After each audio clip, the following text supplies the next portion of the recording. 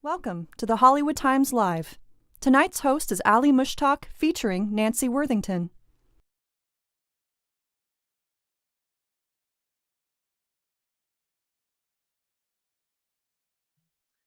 Hi there. My name is Ali Mushtaq. We have Nancy Worthington here. How are you today, Nancy? Great. Perfect, yes. Another beautiful day in Palm Springs. What can I say? I love it here. So I have this art museum now, built at my home, and it's in honor of my partner, Judith Fine, PhD. She, unfortunately, after 44 years, she passed away in November 2017. But because of her, I was able to be an artist full time. And so the part of the museum is dedicated to her. So Wonderful. Thank you so much for sharing, Nancy. And thank you so much for letting us into your museum today. So today we have a couple questions because we've heard about your illustrious career and you're so accomplished and you have so many amazing stories that you can share with us. And we're so grateful that you're here with us today to share these stories. So thank you so much for joining us. We really do appreciate it. Thank you. Wonderful. So let's start because I'm sure that everybody's so anxious to hear about you and all of your amazing accomplishments. So what got you into art in the first place? Can you tell us about that? I think part of it was my dad. My dad had been studying to be an artist, and he had to quit his art career because he got married and had two children. I was one of them, the first one. Anyway, but he saw talent in me when I was very, very young. And he encouraged that talent, and he was my mentor. Actually, he was my mentor in my art career. And he taught me a lot of different things. My style was totally different than his. He was a painter, I'm a sculptor. But that was the beginning of my art career. Another thing that happened early on in my life, which really pushed me in the direction of being an artist, is when I was about 4 years old, not even 5, maybe 4 years old, my mother used to always make me go to church, and it was a Southern Baptist church.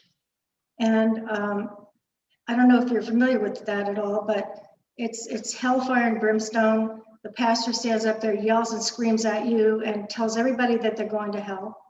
And it was very upsetting to me as a child. And I said, Mom, I don't understand because I'm good. I don't get it. And she said, be quiet and listen. Be quiet and listen. Was her answer. So I took the little card in the pew in front of me, turned it on the blank side, got the little pencil. They had the little pencil in the pew, in the back of you. And I just started drawing. And that was the beginning of my art career. Drawing these pictures and different things on the back of these cards that they had in the pews. And I tried to tune him out, and I got into my art, and it was very, very therapeutic, and also helped me realize how important art could be in my life as kind of a saving grace to this world that we live in. And consequently, a lot of my art became social commentary, and I'll tell you how that happened. But go ahead. Wonderful. Yeah, so talk about that a little bit more. So you said that your one of your earliest mentors was your father. So tell me about that a little bit more. Like, did he teach you how to paint? Did you get into, like, how did all that work? Yeah, he did. Actually, I took a lot of art in school, even though, and back in those days, if you were a college major, you couldn't really take much art or music or important things like that. So a lot of it I did with my dad on the side. And I would do things, drawings and paintings and different things, and even sculpture. I did a lot of sculpture, and I would bring it to him. I would do I made a lot of kind of robots out of, I don't know, when I was younger, cardboard, wood, nails, that kind of stuff. And I would bring it to my dad, and he would make comments about it. He would give me, you know, suggestions about how to make something look better or different or whatever. And he was just absolutely amazing. I mean, he was just, and so encouraging. I remember like in the 7th grade, I had one of my art pieces from an art class I had in 7th grade, whatever. Anyway, and it was in the department store downtown in Silver Spring, Maryland. It's like, whoa. Anyway, it was, you know, I got a lot of encouragement when I was young from my dad and also from teachers and so forth. Yeah. Wonderful. It's super important to have that encouragement. It's really amazing what that can do.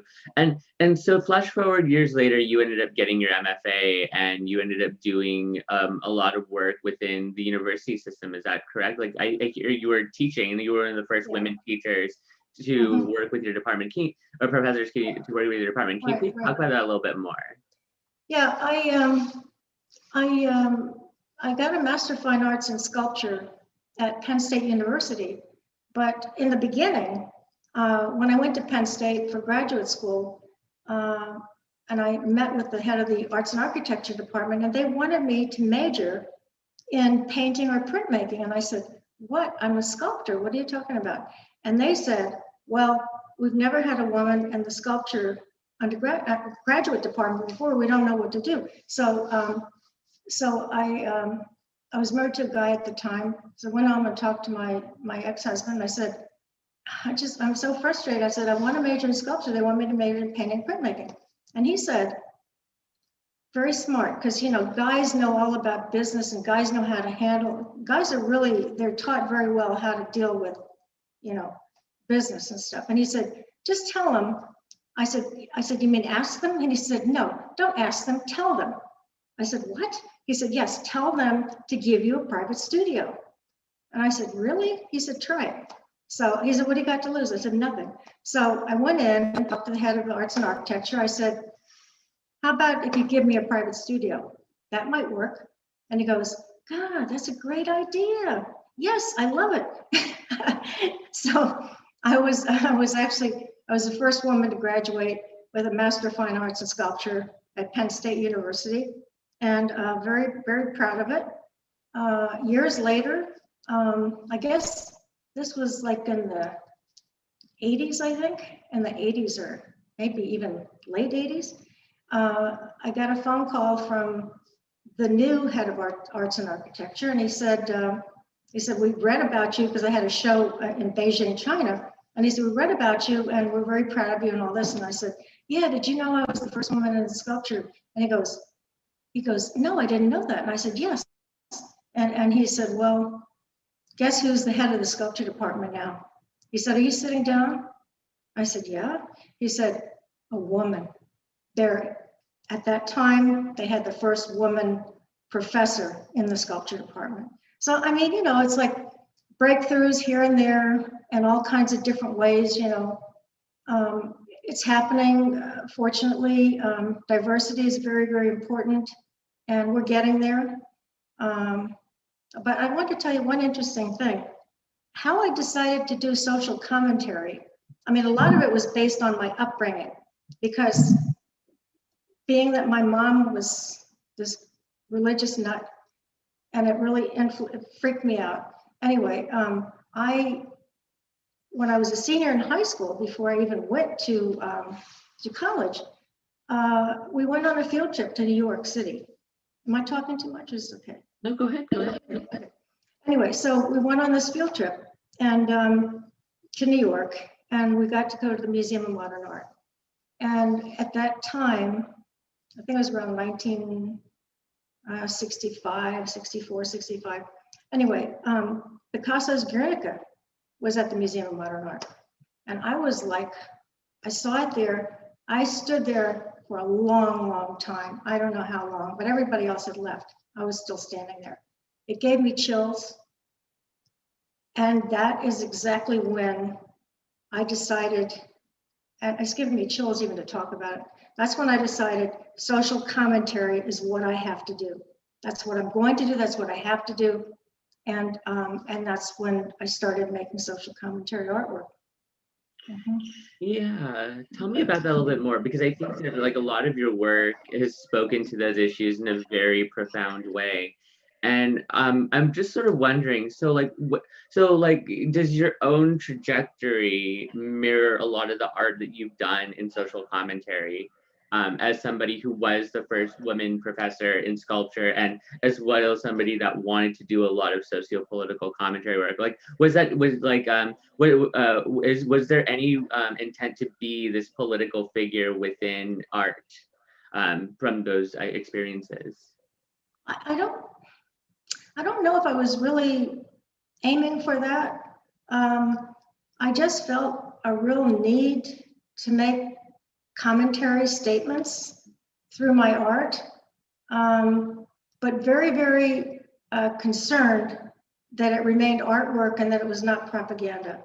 I wasn't interested in that. I wanted to create a work of art, with all of the elements of art and the sensitivities of being a work of art.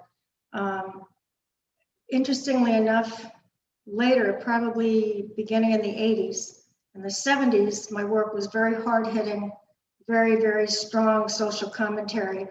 I mean, some people couldn't even look at it because it was like, I did a piece called Euthanasia, where I created this like life-size kind of Frankensteinish body with wires and lights and, you know, whatever. It was pretty whatever. I mean, it was realistic in some ways, and in other ways it was not realistic, but it got the point across.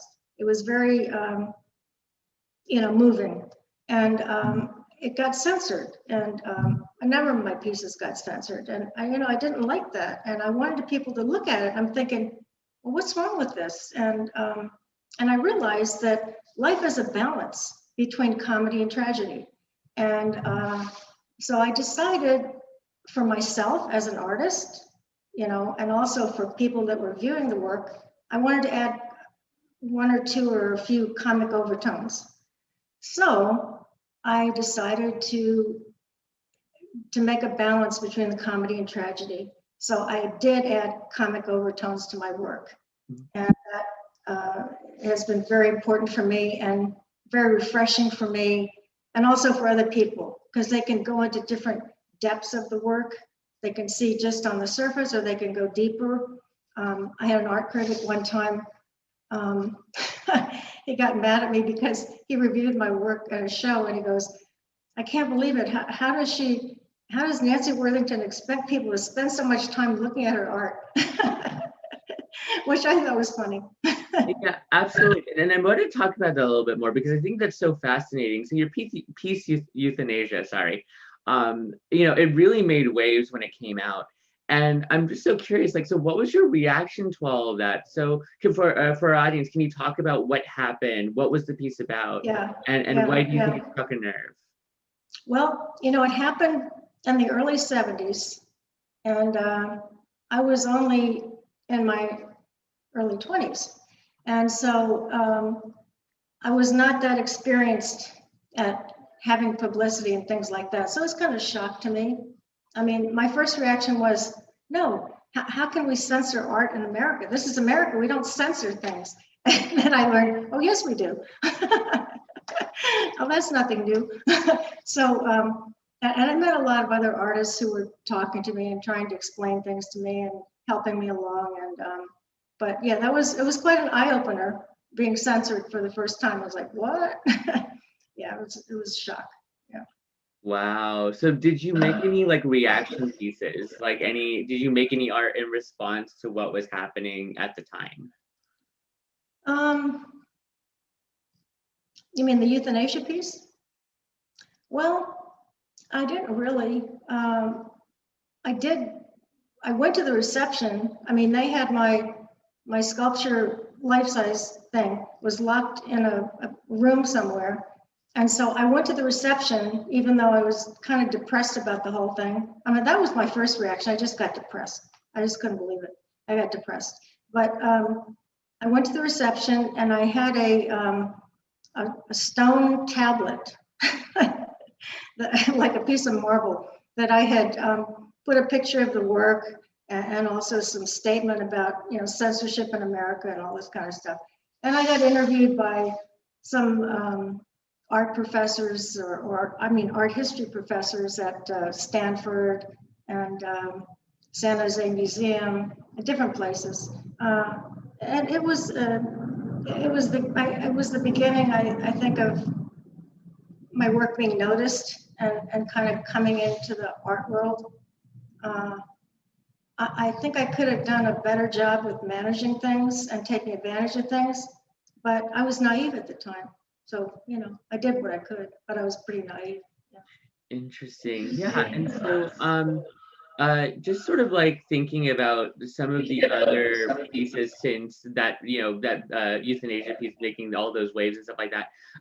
Just so have you always then taken your pieces, right, and then use that to respond to any socio-political events since euthanasia? So like, what are some examples about what you've done in response to any kind of social political kind of event? Yeah, I have done a lot of work. A lot of my artwork pieces, I would say, are about the fears of technology, the fears of the expanding technology. That's one of my pet peeves. Another one is about organized religion, which I've done a number of pieces on, adding the comedy as well. I have a piece, it's like God's electric chair, and I have the Holy Spirit in the back, which is wearing an oxygen mask. So, I mean, I get into a little humor, but on those. But and also war. War really bothers me. I don't really understand why any civilized country or world would have to have war. It just doesn't make any sense to me. So another one of my pet peeves, I think, is war, and I do a lot of anti-war pieces as well. Yeah. Interesting, because I think earlier you just said like you do art, not propaganda. So, and it's really interesting because propaganda plays a big role in war, as you know, right? So Right, I'm just curious then, like, how do you see that distinction between then art and propaganda? I think the main distinction between art and propaganda is done for one purpose and one purpose only, is to just kind of like throw it out there and, march and hold a banner and stuff like this. And it's just thrown together, My work is done very meticulously and very much with an eye on design and all the elements of design and the elements of art. And, it's very different. It's very different than, these pieces are created to last forever, as long as forever is, as long as possible. It's not something just thrown together. Some of these pieces take me a year to build. Others take longer, others take less time. I also do wall pieces, which don't take as long to do. A lot of the work is interactive, which takes a lot of time, electronics and so forth. So yeah, but I think the main difference between propaganda and art is that propaganda is not art. Basically, that's what it is. Yeah. Interesting. Okay. And so what then, just to sort of then jump forward then also, what then inspired you to start your museum? Well, that was, I kind of mentioned in the very beginning of the interview, it was one of the things that Judith always wanted from me. She wanted me to have my own museum that would live on into perpetuity. And so she saved funds to have the museum built. Unfortunately, she did not live long enough, but over time, we were both saving money for this to happen. And after she passed, I felt a real urgency to make her dream come true. And so that was 2017. The museum was built basically in 2020. So, and I moved to Palm Springs in 2019. So I think I acted pretty fast. I'm one of those people that, like if you're swimming, you just jump in. Some people put the toe in first and then they gradually get the legs in and on. But I just jumped in. So when I decided to build a museum, I bought a home here in Palm Springs that had the amount of land I needed to build a museum. And so I just decided I'm going to go for it. And very fortunately, the contractors that built the museum were able to work through the pandemic because it was not in my house, next to my house. So they were able to build because no one was living in the museum. So it became possible. And since they didn't have much other work, but it took them a long time. I think it took them from November 2019, I guess, till August of 2020. So it took a long time to build a museum, but it was definitely good use of time at that time. And they were so happy to have the work, and I was so happy to have it built. And the city was very cooperative with the inspectors and all that kind of stuff, because they didn't have much work either. So it worked out for everybody. And now that things are starting to open up again, I want to have events here. I want to basically have fundraisers for nonprofit organizations. For instance, Well in the Desert, to raise money for homeless people. And other nonprofit organizations, some gay and lesbian organizations. I'm very interested in fundraising for those organizations and having events here for that. So basically, that's what I'm going to do with the museum while I'm still here. That's wonderful. That's wonderful. And just I know you have a multitude of pieces, and you probably have some amazing work. But do you have any piece in particular that you'd like to talk about or share that's very striking at your soul at this present moment? Right. Oh, let me see. Oh gosh. Well, this is a fun piece over here. Can you see this piece behind me? Okay, This is called "Oh Well, War is Peace." And when I walk in front of it, actually, I have to talk to Alexa to turn my work on. Let me see if Alexa's awake. Alexa, all art on. Hang on 1 second. Technology, just a second. No problem. All art on. Okay. Yeah.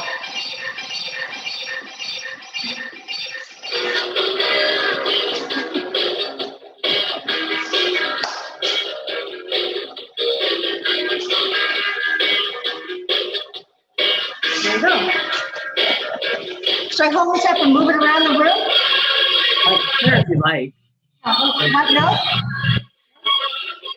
Can you see? Yes. It's wonderful. Yeah, so talk about it. Okay. Wow, that's amazing. Everything lights up, talks. I have everything going on here.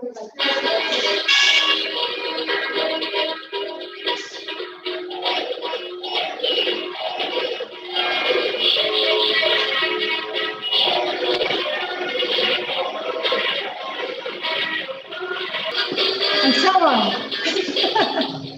Wonderful. So yeah, feel free to. So can you describe then a piece? I see the Top Gun piece, which behind you. Which one? Yes. That is a piece. The title of the piece is called "Oh Well, War is Peace."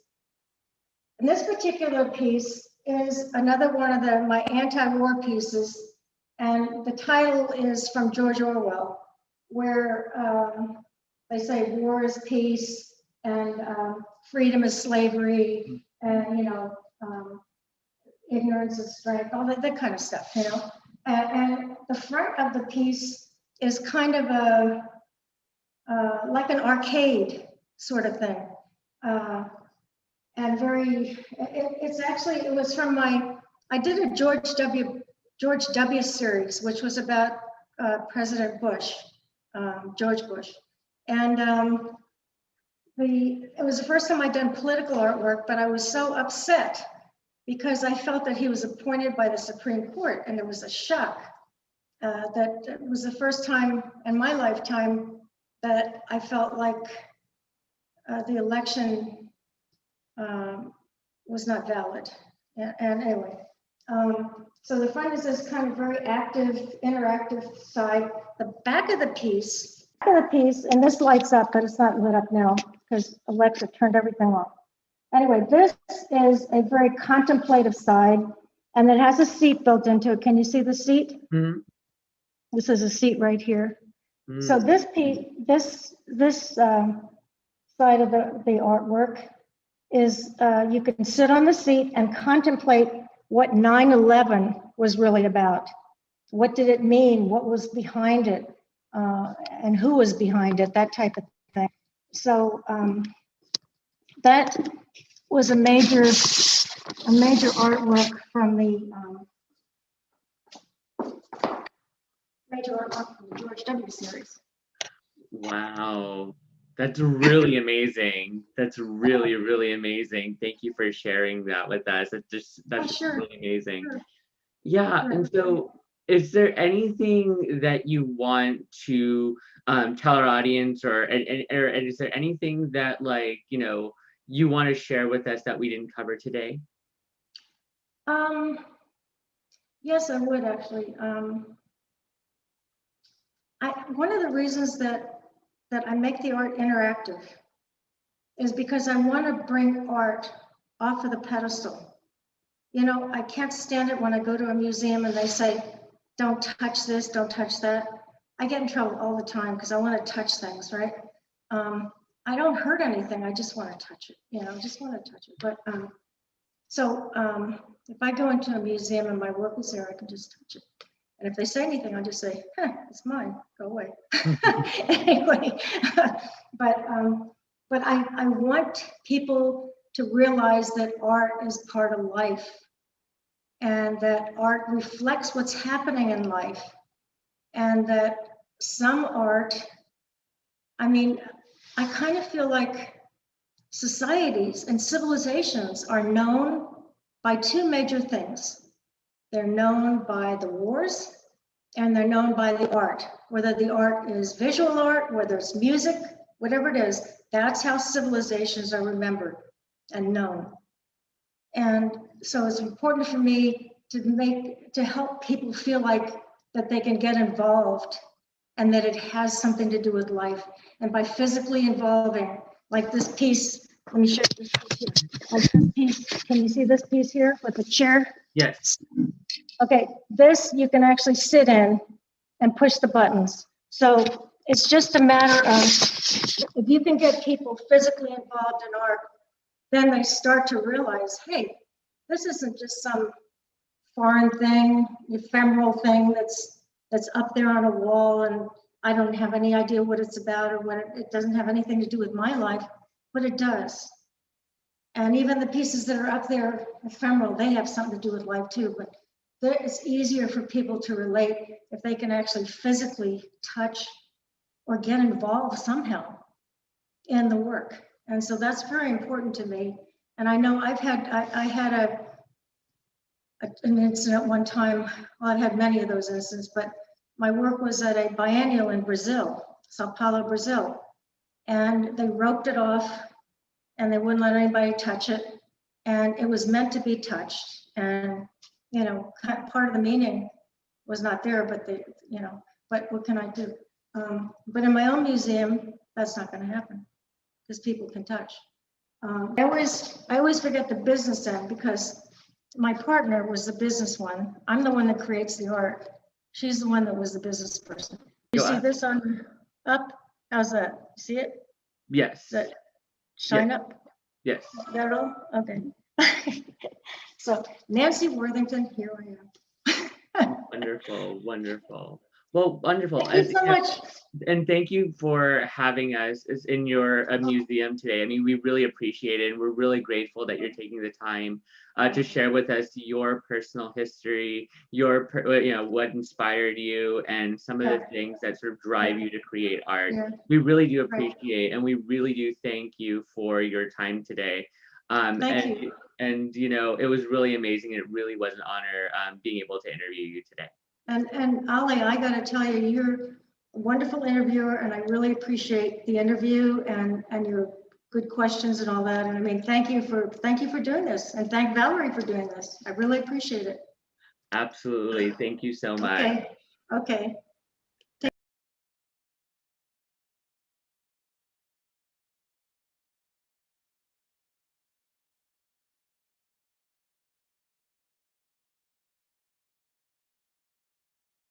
We thank you for watching and suggest you subscribe to this channel for the next Hollywood Times Live.